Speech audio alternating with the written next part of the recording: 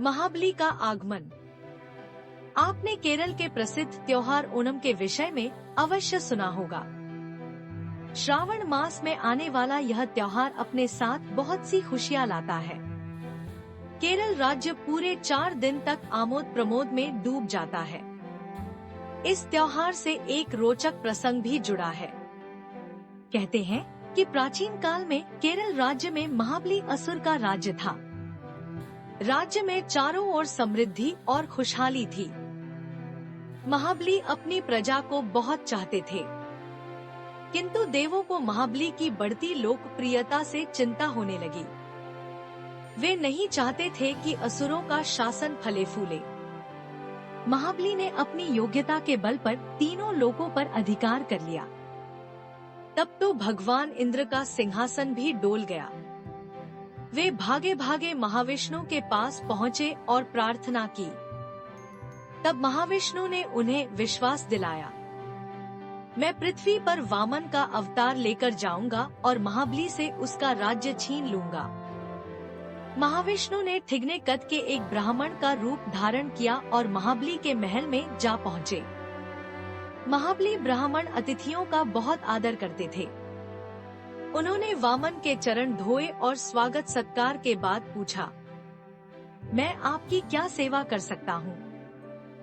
मुझे केवल 3 कदम धरती चाहिए। वामन ने उत्तर दिया, केवल 3 कदम धरती से क्या करेंगे? महाबली ने आश्चर्य से पूछा, मुझे वहाँ बैठकर तपस्या करनी है। वामन कुमार का उत्तर सुनकर महाबली ने प्रसन्नतापूर्वक 3 कदम धरती देने का वचन दे दिया। असुरों के गुरु शुक्राचार्य ने वामन वेशधारी महाविष्णु को पहचान लिया। उन्होंने महाबली से अकेले में कहा, अपना वचन वापस ले लो, यह वामन तुम्हें कहीं का नहीं छोड़ेगा। महाबली अपने वचन के पक्के थे।